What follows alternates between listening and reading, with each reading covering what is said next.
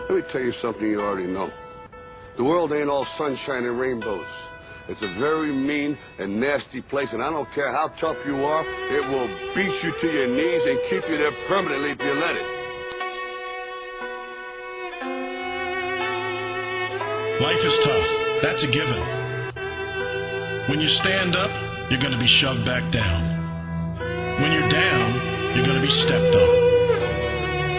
My advice to you doesn't come with a lot of bells and whistles. It's no secret. You'll fall down, you'll stumble, you'll get pushed, you'll land square on your face.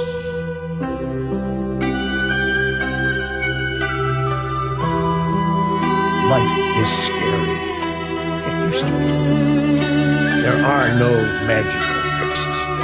It's all You, me, or nobody is gonna hit as hard as life. But it ain't about how hard you hit. It's about how hard you can get hit and keep moving forward. How much you can take and keep moving forward. That's how winning is done. A lot of people in this world search endlessly for some complex, magical formula to understand why some people are successful and why others are not.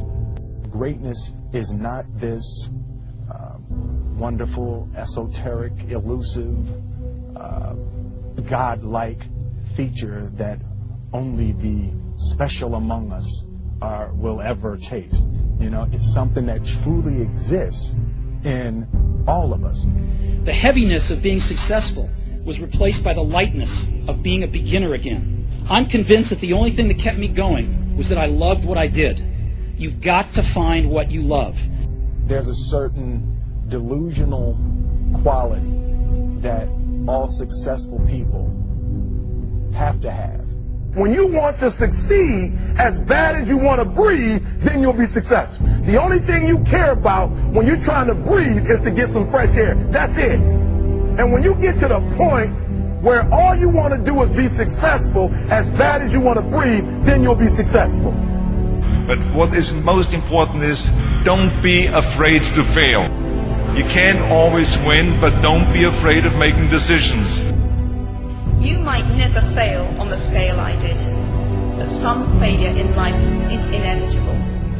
It is impossible to live without failing at something, unless you live so cautiously that you might as well not have lived at all, in which case you fail by default. When I was 17, I read a quote that went something like, "If you live each day as if it was your last, someday you'll most certainly be right." It made an impression on me, and since then, for the past 33 years, I've looked in the mirror every morning and asked myself, if today were the last day of my life, would I want to do what I am about to do today? Because almost everything, all external expectations, all pride, all fear of embarrassment or failure, these things just fall away in the face of death, leaving only what is truly important. Remembering that you are going to die is the best way I know to avoid the trap of thinking you have something to lose. Is distinctly different about me is I'm not afraid to die on a treadmill. You might have more talent than me, you might be smarter than me, but if we get on the treadmill, there's two things. You're getting off first, or I'm going to die. It's really that simple. We are going to give him 2 to 3 minutes and I'll finish it.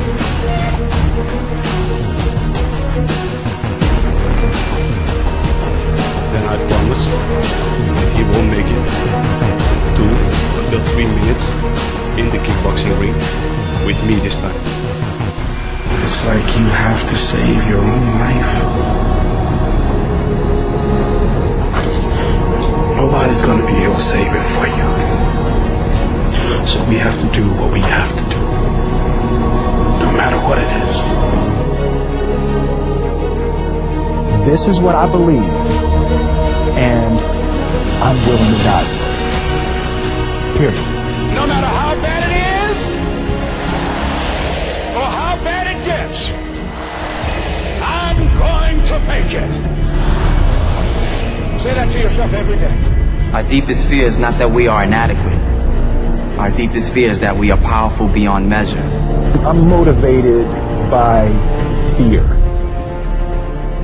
What we are trying during all these discussions and talks here is to see if we cannot radically bring about a transformation of the mind. Not accept things as they are, but to understand it, to go into it, to examine it. Give your heart and your mind with everything that you have to find out a way of living differently. But that depends on you and not somebody else.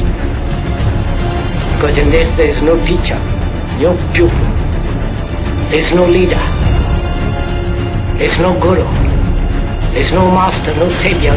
You yourself are the teacher and the pupil, you are the master, you are the guru, you are the leader.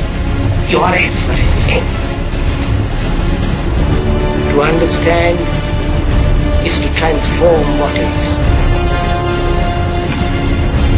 You know, when you get old in life, things get taken from you. I mean, that's part of life. But you only learn that when you start losing stuff. You find out life's this game of inches. On this team, we fight for that inch. On this team, we tear ourselves and everyone else around us to pieces for that inch. We claw with our fingernails for that inch. Because we know when we add up all those inches, that's gonna make the fucking difference between winning and losing. Between living and dying. I'll tell you this, in any fight, it's the guy who's willing to die who's gonna win that inch. Now, if you know what you're worth, now go out and get what you're worth. But you gotta be willing to take the hits and not pointing fingers saying you ain't where you want to be because of him or her or anybody. Cowards do that, and that ain't you. You're better than that. And I know if I'm gonna have any life anymore, it's because I'm still willing to fight and die for that inch. Because that's what living is. The 6 inches in front of your face.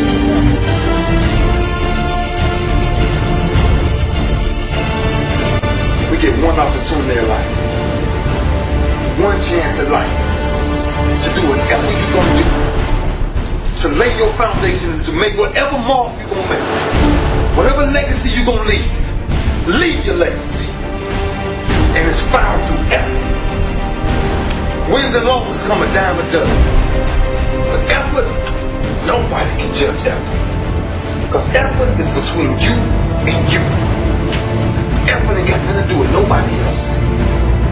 So that team that think they're ready to see you, they think what they see on film,